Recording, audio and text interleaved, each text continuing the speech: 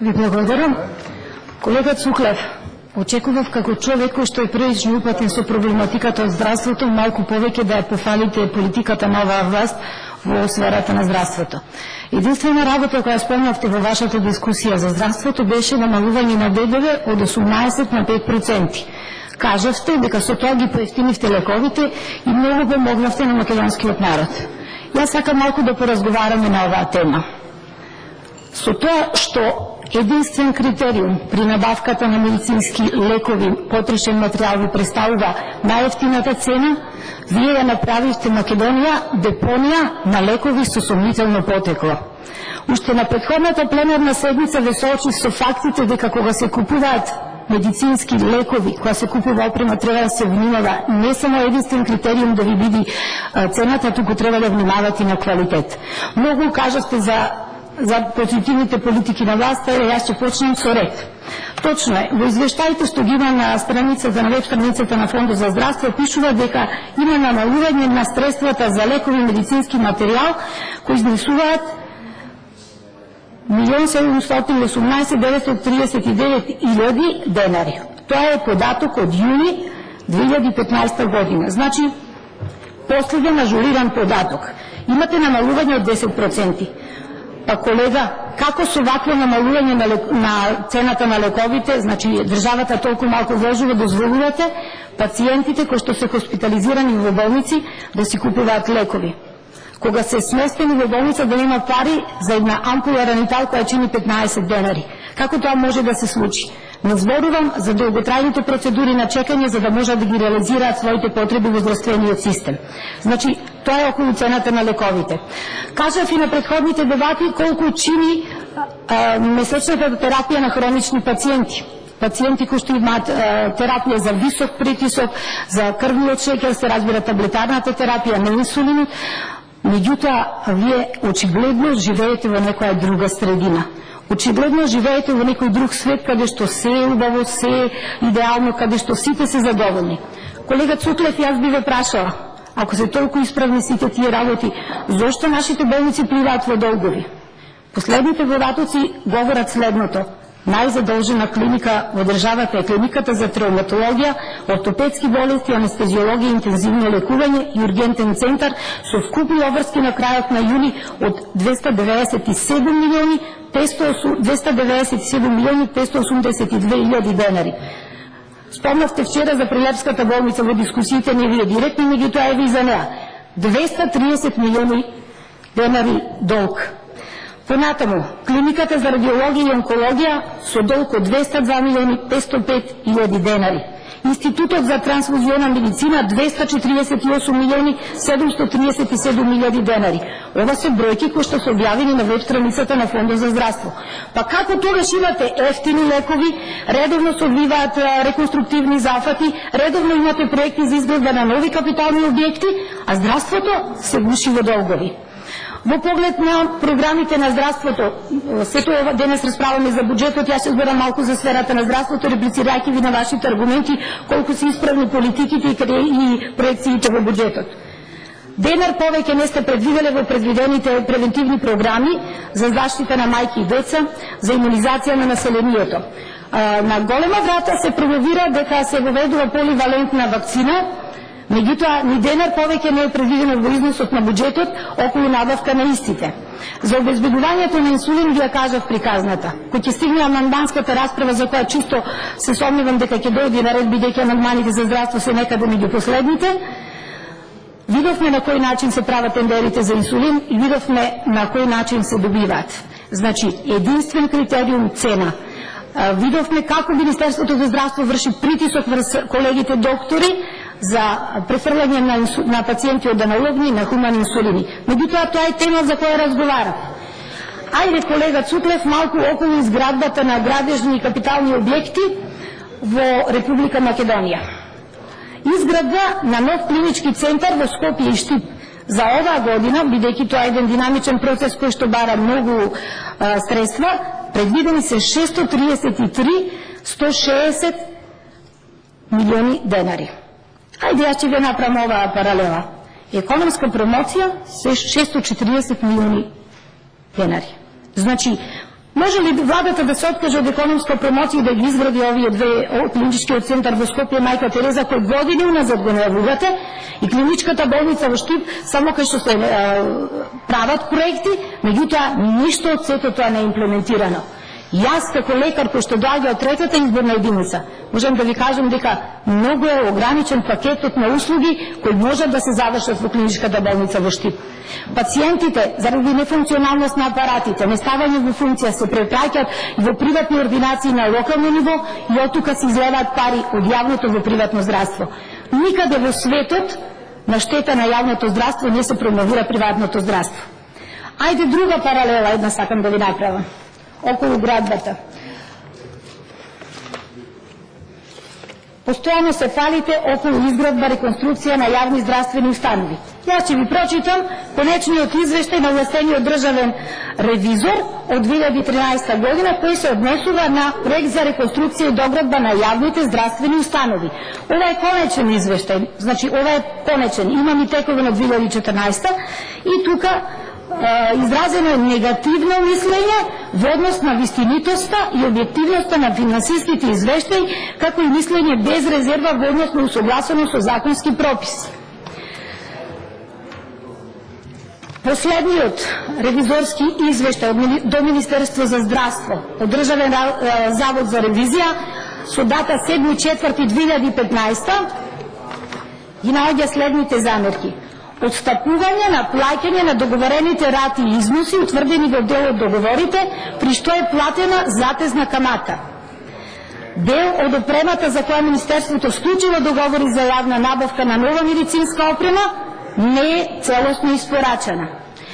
Отстапување од договорениот рок на испорака на опремата фатена со ревизија, доцнење на ставање на опремата во употреба и по испорака на истата и можност да поминат гарантен рок пред нејзино пуштање во употреба.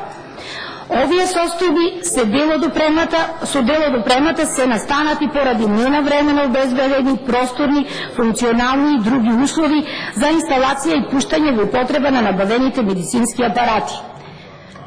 Не значи ли тоа загуба за Република Македонија? Купите опрема и не ја ставате во функција. Помине гарантниот рок, поминат привилегиите, односно врската која што има добавувачот за сервисирање и бесплатно поправка на опремата, значи повторна загуба кај македонскиот народ. Понатаму, минатијата дебата на пленарна која поставува пратенички прашања, јас ви кажав конкретни бројки за купена опрема која не е ставена во функција. Бројката беше префрлени пари на приватни клиники 736.000 евра. Колеги, би ви замолила, оставите го колегата, па возрастен и упатен од проблематиката, не е фер, би сакала да ме слушате. Да. Понатаму, недостаток на стручен кадар. Па години се спроведува проектот за купување на опрема од 2008. Секоја година ги проецирате се поголеми и поголеми бројки. Како не успеавте за 7 години да создадете соодветен кадар кој што ќе работи со оваа опрема? Понатаму, Државниот завод за ревизија исто така за сметка на основен буџет дал негативно мислење во однос на вистинитост и објективност на финансиски извештаи и негативно мислење во однос на усогласуваност со законски прописи. И ова е податок кој што е изведен од Државен завод за ревизија.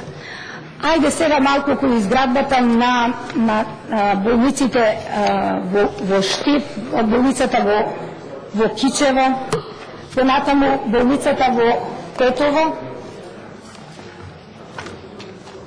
Само момент.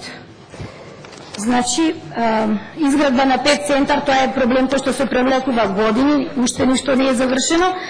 Изградба на амбуланти во рурални подрачја, тука малку сакам да ви кажам. Предвидени се само 1.500.000 денари.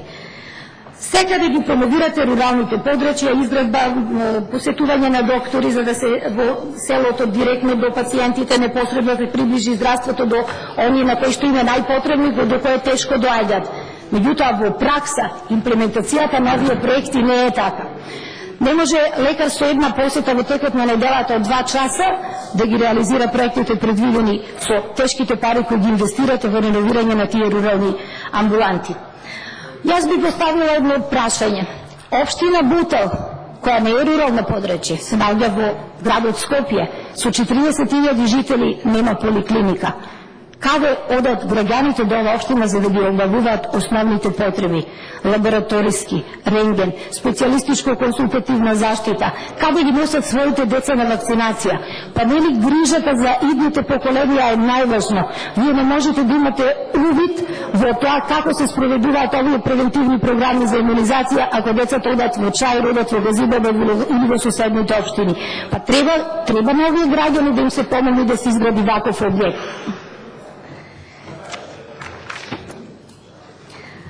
За клиничката болница Тетово и општата болница во Кичево оваа година се предвидени 1.948.051 евро. Колеги, колку чинеше изградбата на музеот на ВМРО? Колку чинеше Триумфалната порта? 5 милиони евра.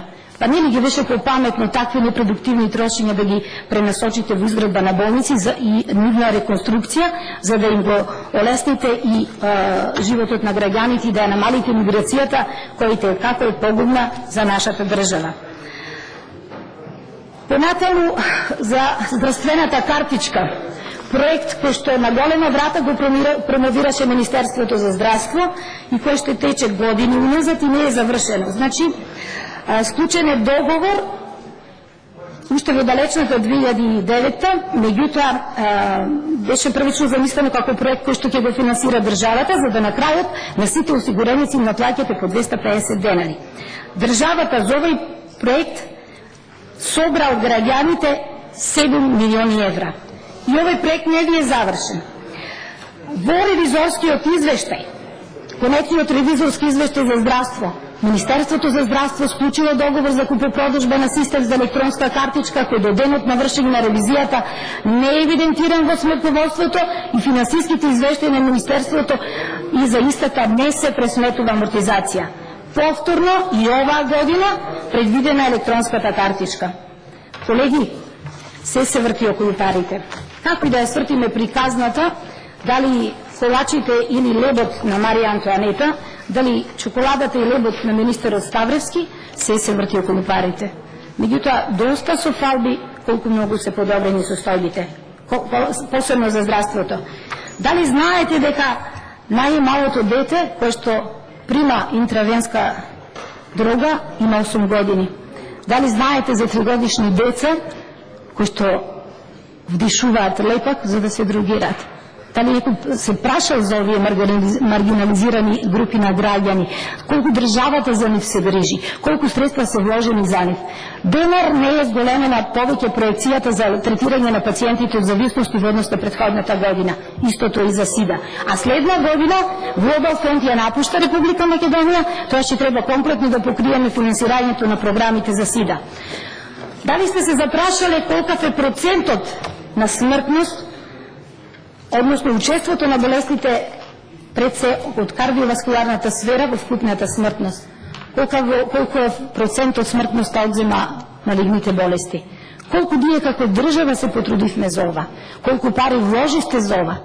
Зошто ни се случуваат протести секој ден? Децата, кои што им требаше хормонот на раст да е последните? Зошто недостасуваат цитостатици по болниците? Недостасуваат, луѓето умираат, не добиваат. Јас убаво ви го кажав и затоа имаме аргументи. Воопшто не се предвидени зголемување на тие ставки. Вие ги намалувате парите за лекови и потрошен материјал. Тоа го има во фондот. Значи, не е така розова приказната како што сакате да ја покажете. Само декоративно, на хартија, а дојдете да прошетаме да видите како живеат луѓето. Ама вие тоа не можете да го разберете. Вашите сопруги се пораѓаат во скапите клиники. Вашите најблиски се лекуваат во приватните клиники, а останатите смртници чекаат на списокот во мој термин по 3 месеци. Ви ги кажав аргументите за очните операции. Следен пат ќе зборуваме за леките, следен пат ќе зборуваме за другите материјали во здравството. Вака не се креира здравствена политика. И дел од средствата, односно поголемиот дел од средствата кои што го планирате за изградба на капитални објекти, ви се заеми. Не треба да се позајмува за ова.